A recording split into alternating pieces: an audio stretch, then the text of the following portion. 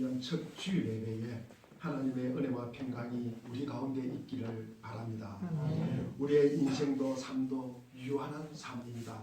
우리에게 무한한 삶이 주어지고 에너지가 주어지고 우리가 영원히 살 수 있다면 그냥 가다가 아니다 싶으면 졸다가 뒤로 돌아가고 쉬다가 가고 하면 됩니다만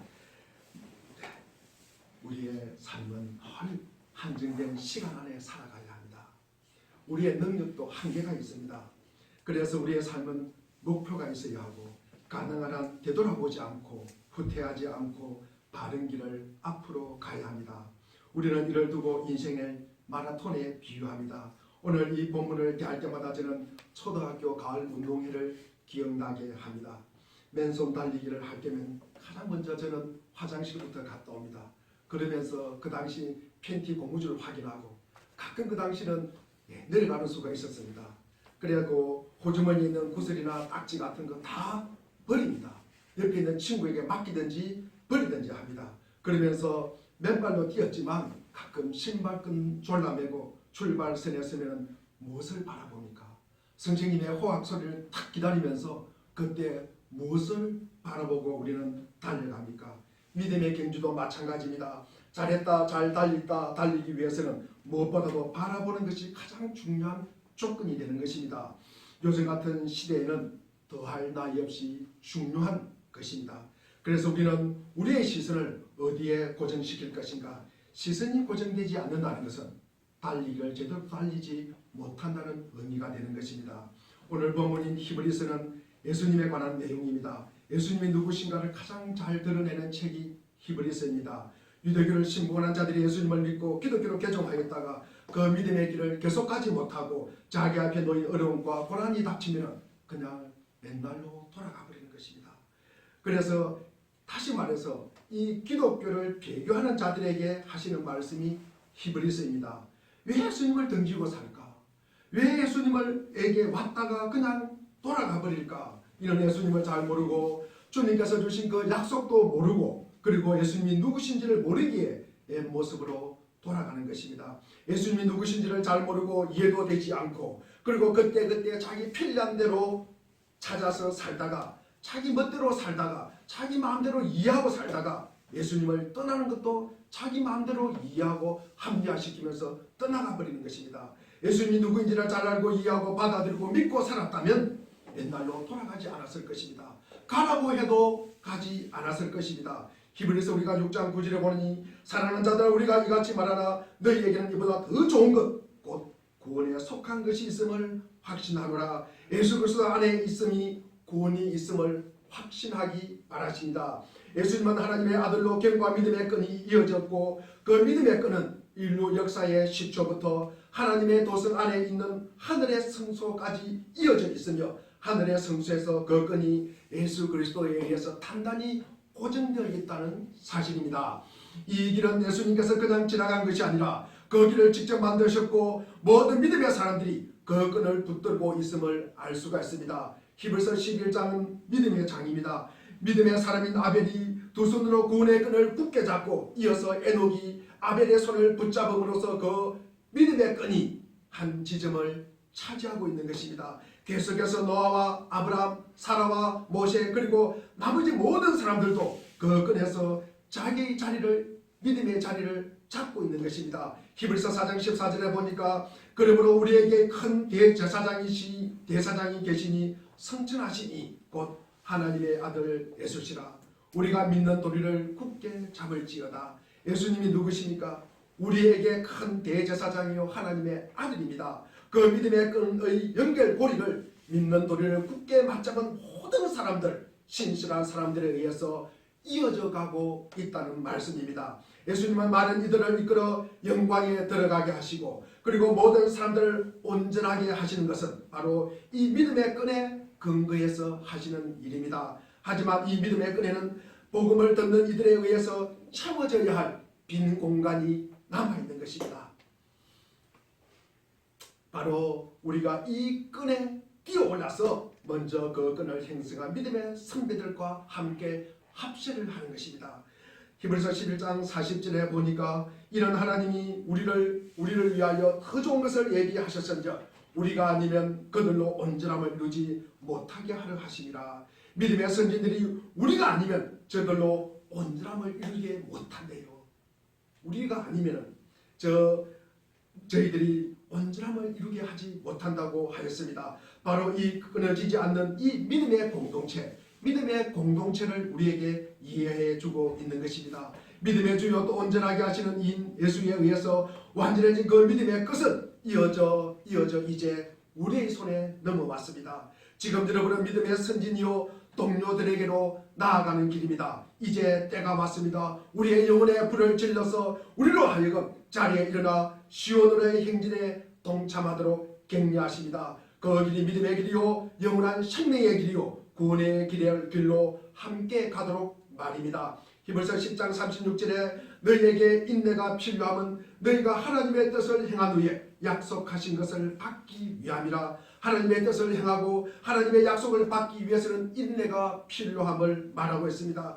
강한 믿음의 끈으로 우리를 다시 경기장 안으로 인도하십니다. 그리고는 믿음의 계주에서 마지막 주자로 우리가 서 있는 것입니다. 아벨에서 에녹으로, 에녹에서 노아로, 노아에서 아브라함으로 이렇게 각각의 주자는 다음 주자에게 바통을 넘겨주었습니다. 이제 우리 차례가 되었습니다. 이전의 주자들은 모두 관전석에 앉아서 우리가 얼마나 잘 달리는지 보고 계십니다. 12장 1절에 이러므로 우리에게 구름같이 둘러싼 허당한 증인들이 있으니 나는 이미 점으로 가고 있습니다. 우리는 벌써 몇 번의 단거리 경주를 하였습니다. 따라서 우리는 매우 지쳐 있습니다. 하지만 이 마지막 경기는 매우 중요한 경기라서 우리의 달리는 속도를 저기하는 모든 무거운 것과 얽매기 쉬운 죄를 벗어버리고 인내로서 우리의 몫을 다해야 합니다.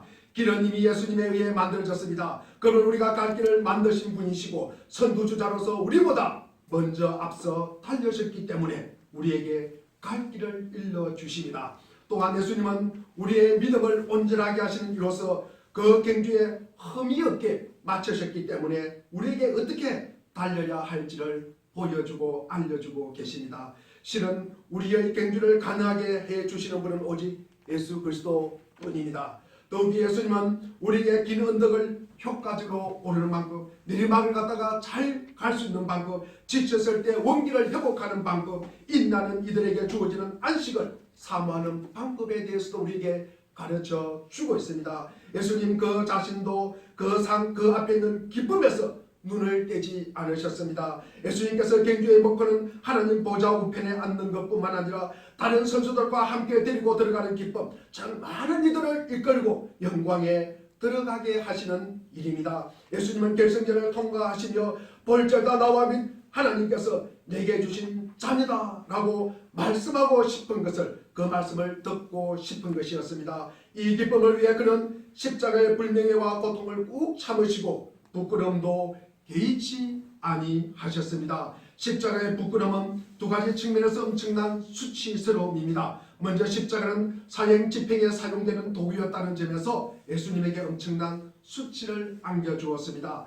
예수님은 자연적인 질병이나 교통사고로 돌아가신 것이 아닙니다. 사회의 이단자요 그리고 범죄자로 처형을 당하였습니다. 그것도 살인한 강도와 함께 말입니다. 세상적인 관점에서 볼 때 그것은 극도로 수치스러운 죽음입니다. 두 번째로 수치스러운 이 공적인 노출과 관련하여 인간의 감정적인 경험입니다. 다른 사람들의 비난하는 눈빛이 우리 쪽으로 향할 때 사람들이 우리에게 도대체 무슨 일이냐, 난 너가 최소한 이 정도일 줄은 내가 몰랐어 라고 말하면서 우리에게 고개를 돌려버릴 때 스스로의 존엄성을 방어할 최소한 방어조차 가지지 못한 채 발가벗은 모습으로 남들 앞에 서게 될 때 우리는 극도로 당황스럽게 되고 수치심을 느끼게 됩니다. 예수님께서 십자가에 달리셨을 때 그는 다른 사람들로부터 동정과 비난과 모욕의 눈빛을 받으셨습니다. 지나가는 사람들이 머리를 흔들며 욕을 퍼부었습니다. 종교 지도자들은 그를 조롱하고 그의 나약함을 비웃었습니다. 아니, 다른 사람은 구원한다고 하면서 자기는 구원하지 못하고 우리말로 자기 앞가림도 못하면서 다른 사람들을 구원한다고 하면서 나댄다고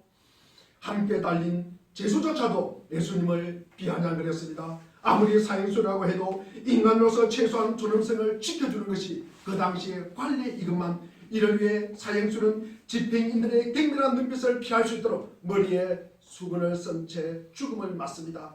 하지만 예수님은 어떤 가리기도 없습니다. 어떤 덮음도 없고 어떤 도움도 없고 어떤 위로도 받지 못한 채 공공장소에서 수치를 당하셔야만 했습니다. 하지만 예수님은 앞에 놓인 기쁨을 위해 그러한 수치를 개의치 않았습니다. 인간은 십자가에 발제해서 예수님에게 수치를 안겨주었지만 예수님은 인간을 구원하시기 위해서 그 수치를 받아들으셨습니다. 제가 인간의 가슴을 휘감고 예수를 쳤지만 예수님은 제 값을 치르기 위해 부끄러움을 개의치 않으셨습니다. 관리들과 종교 지도자들은 예수님을 수치스러운 죽음으로 몰아갔지만 예수님은 만유의 주로서 자비의 통치를 하시기 위해 참된 성소의 문을 여시기 위해 부끄러움을 개의치 않으셨습니다. 경주에 임하신 예수님의 절제되고 사랑이 많으시고 강력하시고 자비로우시고 은혜로우시고 신실한 자신을 바라볼 때 우리는 다시 운동한 끈을 질끈 동여매고 바통을 힘있게 쥐고 결승선을 향해 힘껏 달려나가시기를 바랍니다. 10장 39절에 보니까 우리는 뒤로 물러가 멸망할 것이 아니요 오직 영혼을 구원함에 이르는 믿음을 가진 자로 하였습니다. 우리로 하여금 뒤로 물러서게 하는 유일한 문제는 우리의 옛모습, 우리의 연약함입니다. 경주는 거칠고 근육은 피곤하고 선수는 겁에 질려 있습니다. 믿음의 경주는 목표가 하는 것을 분명히 기쁨인데 왜 그 과정에서 이렇게 힘들어야만 하는가? 우리는 의문을 제기하지 않을 수가 없습니다. 다시 우리는 어디에 우리의 초점을 고정시켜야 하겠습니까? 어느 농부가 처음 밭을 가는 아들에게 쟁기를 맡겼습니다. 아들이 갈아놓은 밭이랑은 파도를 치듯 꾸불꾸불 하였습니다. 아버지가 아들에게 무엇을 바라보면서 밭을 갈았느냐고 물어봅니다. 저는 땅을 바라보고 갈았습니다 라고 이야기합니다. 그래서 아버지께서 이번에는 고개를 들고 뭔가 목표를 정해놓고 그 밭을 갈라고 하였습니다. 근데 그 결과가 비슷하였습니다. 아버지가 아들에게 또 묻습니다. 무엇을 바라보고 밭을 갈았느냐? 흘러가는 구름을 보고 밭을 갈았습니다 라고 대답하였습니다. 아버지가 또 아들에게 부탁을 합니다. 구름처럼 움직이는 거 말고 고정된 목표를 두고 밭을 갈라고 하였습니다. 그러나 이번에는 밭이랑이 똑바로 만들어졌습니다. 믿음의 경주도 마찬가지입니다. 누구에게 시선을 고정하고 달려갈 것인가는 절대적으로 우리에게 중요한 일입니다. 믿음의 계시자요 종결자이신 예수 그리스도를 바라보는 것이 가장 확실한 방법입니다. 그러면 예수님을 믿는 믿음을 통해서 우리는 이제 이 말씀을 통해서 우리는 무엇을 깨달았습니까? 믿음 생활에는 결승점이 있습니다. 그리스도인은 그저 무관심하게 이리저리 쇼핑하듯이 소풍길 가듯이 거니는 것이 아니라 코스를 곧바로 달려가는 사람입니다. 그리스도는 아침에 출발하여 밤에 숙소로 돌아오는 관광객이 아니라 끊임없이 앞으로 나아가는 순례자입니다. 목적지는 다름 아닌 그리스도이며 그리스도 앞으로 나아가서 그리스도와 닮은 자가 된다는 것이 목표입니다. 부부가 한평생 살면서 닮아가듯이 그리스도를 바라보면서 그리스도를 닮아가는 것입니다. 두 번째로 믿음 시간에는 격려가 있습니다. 눈에 보이지 않으나 구름같이 둘러싼 허다한 증인들이 있다고 기록되어 있습니다. 이 사람들은 두 가지 뜻에서 증인입니다. 그들 자신이 그리스도인의 증인으로서 신앙생활을 고백하고 지금은 우리의 증인으로서 우리의 경주를 지켜보고 있기 때문입니다. 그리스도는 관중으로 가득 찬 운동 경기장에 뛰는 경주자와 같아서 관중이 지켜보는 속에서 계속 뛰어나갑니다. 지켜보는 관중은 이미 승리의 월계관을 얻은 사람들입니다. 이러한 사람들의 얼굴을 자신의 모델로 기억시킬 때 그들은 말하자면 우리가 가는 길을 비추고 우리 마음속에 그리고 있는 최고의 모델을 갖다가 향하여 우리를 더 높여주실 것입니다. 믿음의 선진들은 내가 하고 있는 모습을 어떻게 표현할 수 있을까? 그리고 나의 표현에 대해서 뭐라고 생각하고 있을까? 그리고 지금 믿음의 선진들이 나와 함께 있다면 나의 모습을 보면서 어떤 반응을 보일까? 웃을까?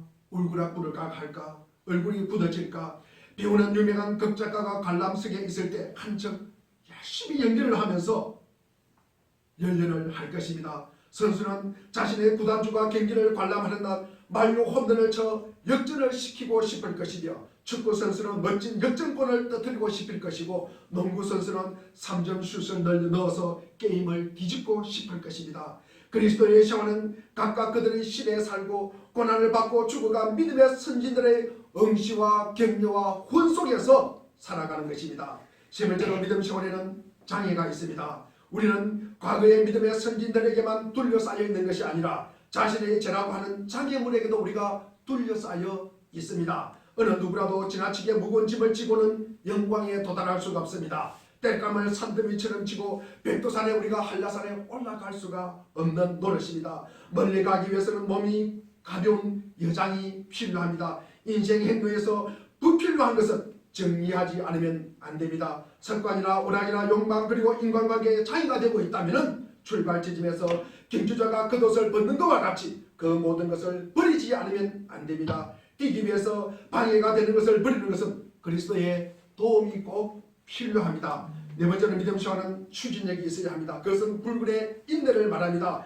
헬라어로 히포모네는 단지 아무것도 하지 않고서 앉아서 그냥 오는 것을 그대로 받아들이는 그런 인내가 아닙니다. 머리 숙이고 팔짱 끼고 앉아서 만사에 체념한 모습으로 되는 대로 그냥 맡겨버리는 그런 인내가 아닙니다. 히포모네는 곤란한 것을 극복해 나가는 인내력입니다. 그것은 곤란한 사건이나 장소를 날개 있는 것처럼 뛰어넘는 공상적인 것이 아니라 상상적인 것이 아니라 어떤 경우에도 뒤지지 않고 착실하게 쉬지 않고 전진하는 결의를 말합니다. 장애물에도 불하지 않고 지연되다도 낙담하지 않고 시래도 절망하지 않으며 내면적인 지장이나 외면적인 반대도 멈추지 않고 참고 견디는 자만이 비로소 목적지에 도달할 수가 있습니다.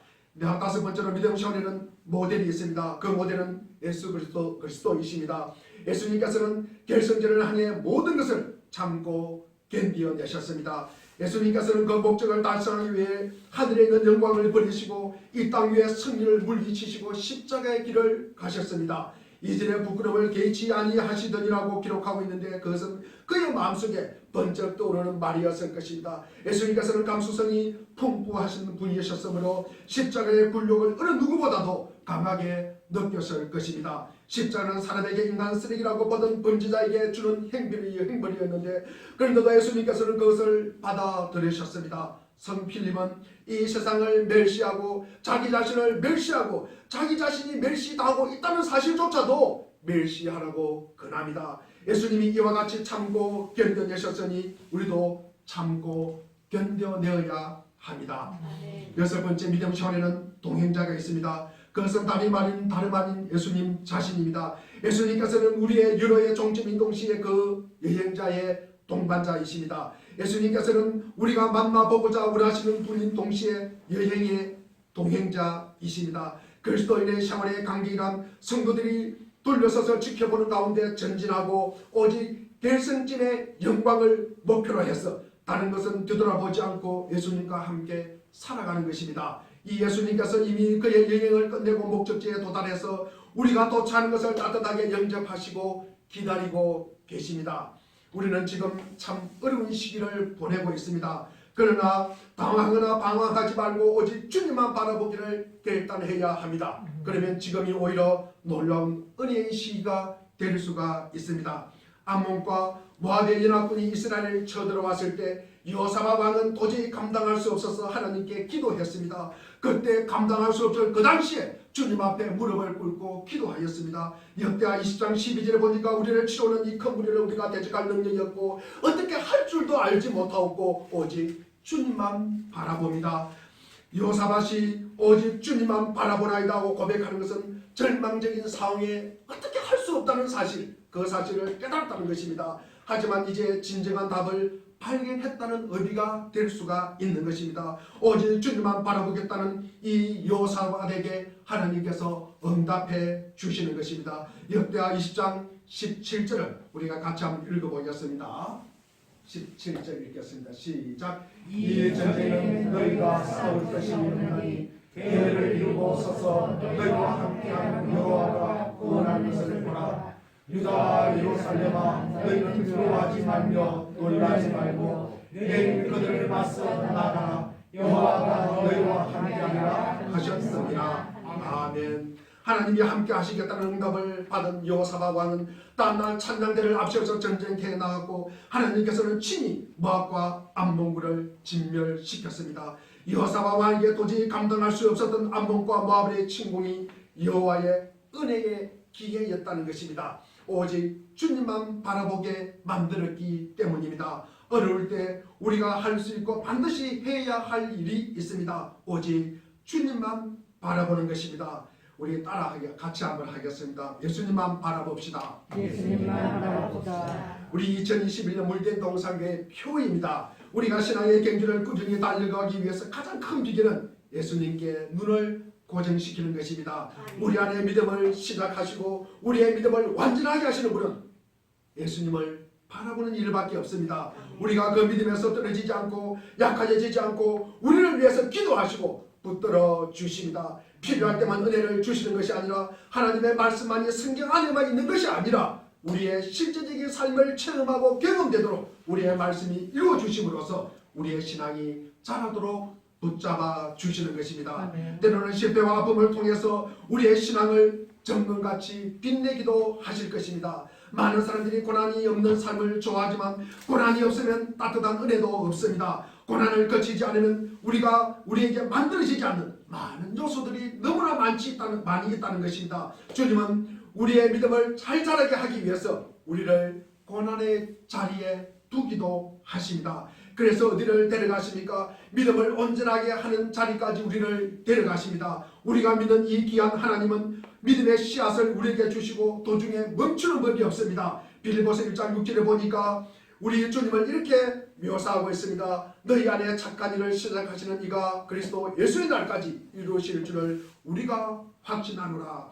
주님은 일을 시작하시고 반드시 그 일을 완전하게 하십니다. 주님은 우리에게 믿음을 주시고 그 믿음에 붙들어 주실 뿐만 아니라 복을 주시고 격려하여 주시고 동행하여 주시고 고난으로 때로는 연단하게 하여 주시고 마침내 믿음의 온전한 자리까지 데리고 가시는 분이 우리 주님이십니다. 주님이 보여주시는 우리의 모습은 우리에게 약함과 그리고 한계와 어리석음과 부패가 가득합니다. 주님이 우리의 이런 모습을 보여주실 때 정직하게 그 모습을 직시하는 것이 너무나 중요합니다. 우리가 왜 예수님께 초점을 맞춰야 합니까? 그분은 그 시절에만 살았던 것이 아니라 지금도 살아 계시기 때문입니다. 주님은 여전히 살아 계셔서 우리에게 믿음을 주시고 그 믿음이 떨어지지 않도록 붙들어 주시고 마침내 완성된 자리에까지 이끌어 가실 것입니다. 그분께 초점을 맞출 때 우리는 이 거친 세상에서 마음을 다치지 않고 낙심하지 않고 믿음의 경주를 계속할 수 있는 힘을 얻게 됩니다.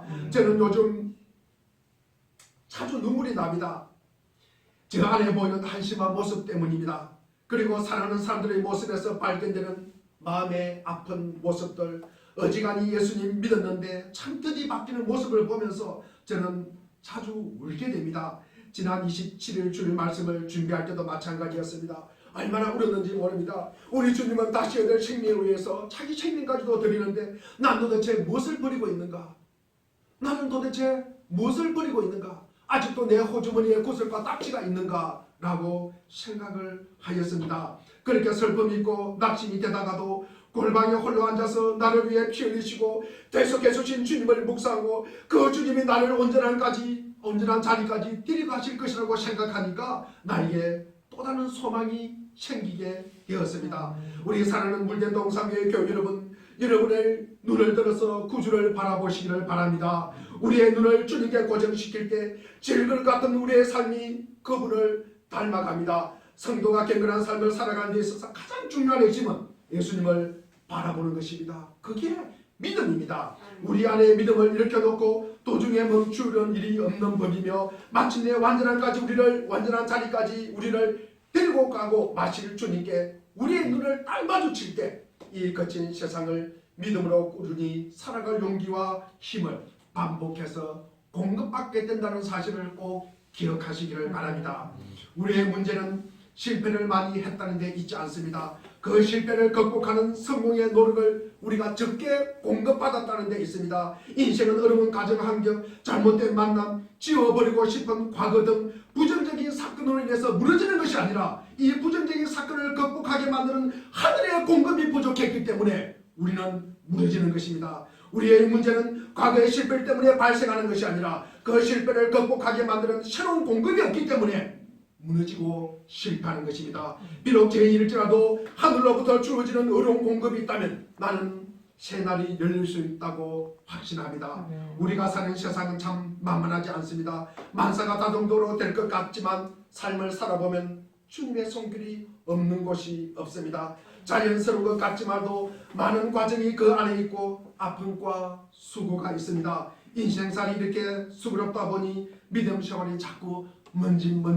멈추어지는 것입니다. 삶이 잘 닦아진 도를 달리는 것 같지 않습니다. 고난이 있습니다. 고난을 겪는 그니 버티고 잘 이겨냈는데 또 고난이 있고 이제 됐겠지 싶었는데 또 다른 문제가 생깁니다. 그때 사람들이 낙심하고 마음이 무너지고 하나님이 정말 계실까 좌절합니다. 그런 우리에게 성경은 무엇이라고 말합니까? 예수님께서 십자가를 참을 때 그 앞에 있는 기쁨을 위하여 참으셨다고 말씀하십니다. 아직 눈에 보이지 않지만 눈에 보이고 손에 잡히는 것은 십자가고 모진 고난이고 사람들로부터 당하는 부끄러움과 수치이고 만물의 찌꺼기같이 여겨지는 것 같지만 앞에 있는 기쁨을 위해 십자가를 참았습니다.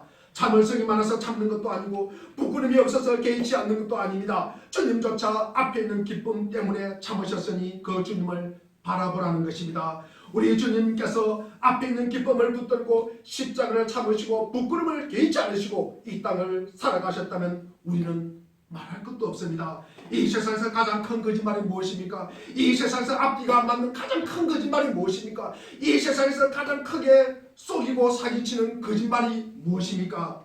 세상은 고난 없는 영광을 이야기합니다. 수가 따르지 않는 영광을 이야기합니다. 부모 잘나만 만나면 되고 로또 당첨되면 된다고 말합니다. 좋은 대학 가면 된다고 말합니다. 좋은 직장 들어가면 끝난다고 이야기합니다. 그러나 그것은 다 가짜입니다. 다 가짜입니다. 십자가를 참아서 기쁨과 영광이 있습니다.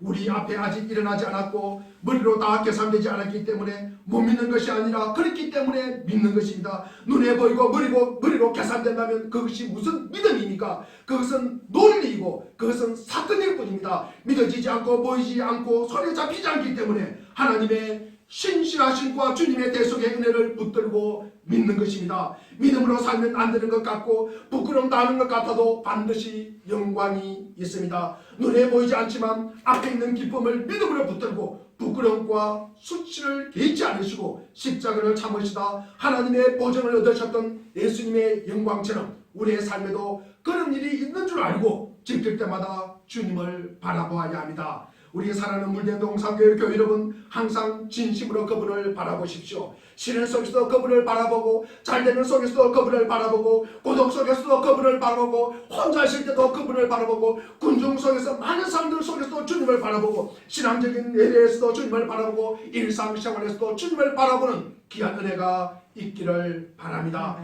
그분을 바라보는 것은 그분의 인품과 성품을 보는 것이고 그분께서 하시는 말씀을 듣는 것이고 우리가 그분을 바라보는 것은 그분이 명하시는 것을 행하는 것이고 그분이 인도하는 대로 따라가는 것이고 그분이 주시는 모든 것을 신뢰하는 것이 우리가 주님을 바라보는 것입니다. 예수님을 바라보고 그분의 사랑을 바라보되 그 사랑으로 당신의 마음이 불 붙을 때까지 불이 활활 붙을 때까지 그분을 바라보십시오. 그분을 바라보되 그분과 나의 눈이 마주치고 그분께서 나를 지켜보시는 것을 내가 알 때까지 나를 가까이 이끌며 나의 믿음으로 인도하여 온전하게 하신다는 사실을 확실히 알고 바라보시기 바랍니다. 그분을 바라보되 그분과 같은 행상으로 변하여 영광에서 영광에 이르도록 바라보시기를 바랍니다. 여러분과 제가 십자가와 같은 고난을 경험하고 사방이 다 막힌 사망의 음침한 골짜기를 통과할 때 그 십자가를 참으신